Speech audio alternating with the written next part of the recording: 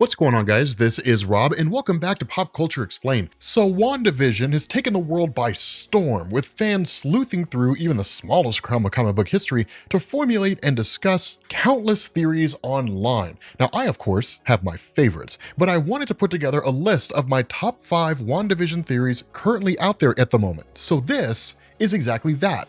The top 5 theories on WandaVision out there right now. So starting off at number 5, we have a theory that I think would be awesome if it were true, but I think the likelihood of it happening is actually pretty low. So this comes from episode number 5, where Monica mentions a friend of hers that's an aerospace engineer, and has led several people to theorize that the identity of this aerospace engineer is Reed Richards of the Fantastic Four. And there are several things that support this theory. First, we have Elizabeth Olsen claiming in an interview with TV Line that there'll be a cameo in the series that will be on the level of Luke Skywalker appearing in the second season of The Mandalorian, which was amazing. And then you have Tiana Paris, who plays Monica Rambeau, talking of the reveal of the aerospace engineer as something that she cannot wait for fans to see. So both of these suggest that the aerospace engineer is going to be a big deal, which leads me to believe that the person we saw Monica meet up with in episode number 7 was not the person she's referring to in the interview, because that's not a character fans would be expected to have any kind of reaction to. I know I didn't, but bringing Reed Richards into the MCU would absolutely fit that bill. And it would make sense for Reed to be an aerospace engineer in the MCU, as it would closely mirror his origin in Marvel Comics. Now, for those of you guys who don't know, and I don't know anybody who doesn't know, but for those of you guys who don't know, Reed Richards had designed a space shuttle, and after the mission was scrubbed, he and his friends piloted the craft into space and came into contact with cosmic radiation. And that's how the Fantastic Four gained their powers. Now, according to the Daily Dot, proponents of this theory also point to the format of episode number 7 as a take on the mockumentary-style sitcom that gained popularity in the mid-2000s. The most popular of these shows was The Office, which launched the career of John Krasinski, an actor that many fans have been championing as the best choice to play Reed Richards in the MCU, which I wholeheartedly agree with. But regardless, a lot of fans think that using this style of show for an episode is a hint that John Krasinski will be showing up, but I don't think this is likely to happen, and here's the reason why. First, it only makes sense that this style of sitcom would be utilized for an episode, as the entire series has basically just been a send-up of different types of shows and sitcoms throughout history. So I think reading anything into them utilizing the mockumentary style simply isn't justified, because it was so incredibly popular in the mid-2000s. Furthermore, I just don't see them using WandaVision, or really any Disney Plus series at all, to introduce Reed Richards. For one, I think it's just too early to introduce the Fantastic Four, as their movie is not going to come out until Phase 5, so we got about 3 or 4 years. And Reed Richards is simply just too big of a character to put on a Disney Plus series. When the Fantastic Four make their way to the MCU, I think it's going to be a big deal, and it's going to happen on the big screen, not really as a cameo in a television series. But that's just my opinion. But we do need to address the aerospace engineer, because it is being hyped up to be something big. And that leads us into our number 4 theory, which, as best as I can tell, originated on Twitter by Jimmy Folino under the handle at Mr. Nice Guy 513. So fans who have rejected the notion of Reed Richards being featured in WandaVision have proposed an alternative theory as to the aerospace engineer's identity, which I think is far more likely and far more awesome. Proponents of this theory put forward the idea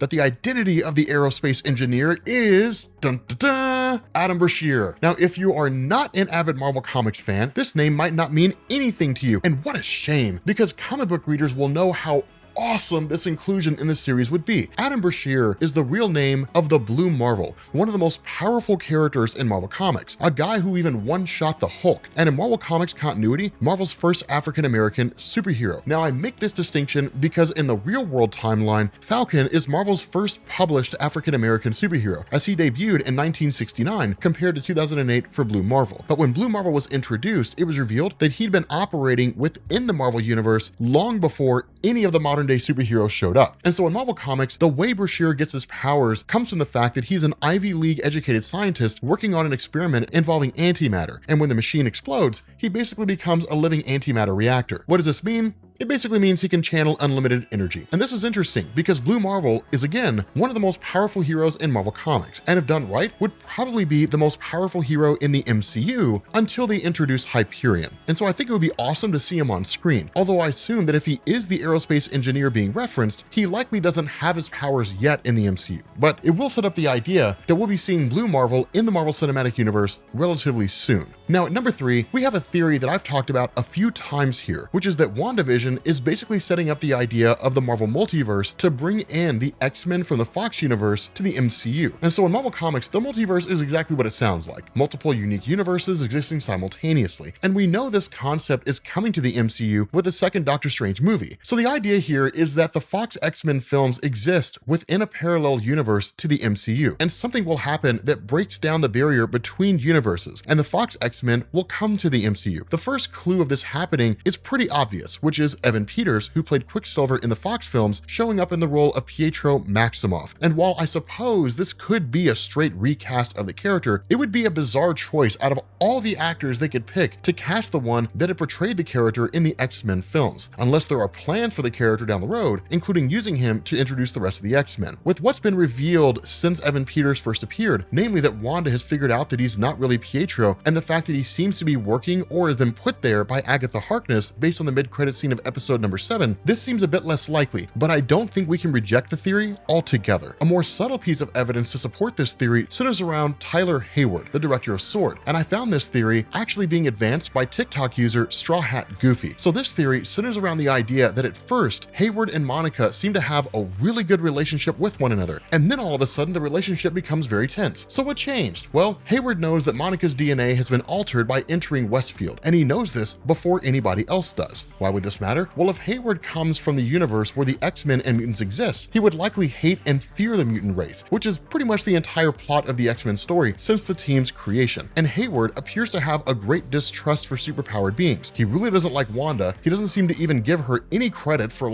helping save the world. He just treats her like a straight up villain. And he interrogates Jimmy Woo about Wanda, repeatedly asking if she has any kind of a nickname or alias, almost as if he knows that she's supposed to. Is this because he knows her as the Scarlet Witch, despite her never being referred to as Scarlet Witch in the MCU? But maybe she is in the universe that he comes from where the X-Men exist? Some fans think so, but I think that's a stretch, as we never saw Wanda in the X-Men films with the exception of Days of Future Past, and she was like 3. But we know that the X-Men will be making their way to the MCU eventually, and while everybody always assumed they would all be recast, maybe the plan really is to introduce the Fox X-Men everyone's already familiar with. Now at number 2, we have the theory that has probably had the most buzz ever since the premise of the show was revealed, and that is that some entity more powerful than Wanda is really pulling the strings here, with the most popular theory centering around Mephisto. Now I've explained who Mephisto is in a few different videos here on this channel, and even more in depth on my other channel, Comics Explained, but the quick and dirty explanation here is that he's the ruler of a section of hell in the Marvel Universe, and he and Wanda have quite a history together, especially as it relates to her 2 sons, Billy and Tommy. And what we learn in the comics is that Wanda actually formed her sons out of pieces of Mephisto's soul, and their appearance in the show has actually led to a great deal of speculation that Mephisto is going to show up in WandaVision and possibly set him up to be the big bad in Doctor Strange 2. And fans are spotting Easter eggs that they think hint at Mephisto's eventual arrival all over the place. The Independent highlights a few of these. For instance, when Wanda sees a fly on the curtain in episode number 7, a lot of fans are suggesting that could be a reference to Mephisto, who appeared in an issue of the current Avengers run in the form of a fly. But I think that actually being a reference to Mephisto would take a degree of coordination between the film and comic sides that we simply haven't seen before, as that issue just came out last year and likely wouldn't have been known by the producers of the show. And many fans have also theorized that Agatha's often mentioned but never seen husband Ralph may be Mephisto himself. Others are focusing on Agatha's pet rabbit, Senior Scratchy, theorizing he could be Mephisto in disguise, as in the past, Mephisto has gone by the alias Nick Scratch. Now fans have also pointed out the mysterious mailman that seems to keep showing up at various times, who in episode 7 wore a uniform with the name Presto on the shirt and a rabbit logo on his hat. However, I think the Senior Scratchy is actually just a reference to Agatha's son Nicholas Scratch, who is a stupidly powerful wizard in Marvel Comics and a character that I feel like we should explain on Comics Explained. But whether this is just an Easter egg for comic book fans or it's actually leading to Nicholas Scratch coming to the MCU remains to be seen. But I think that's the most likely inspiration for the rabbit's name, instead of it being a reference to Mephisto. Now, we are at our number 1 theory, and I think this one could be the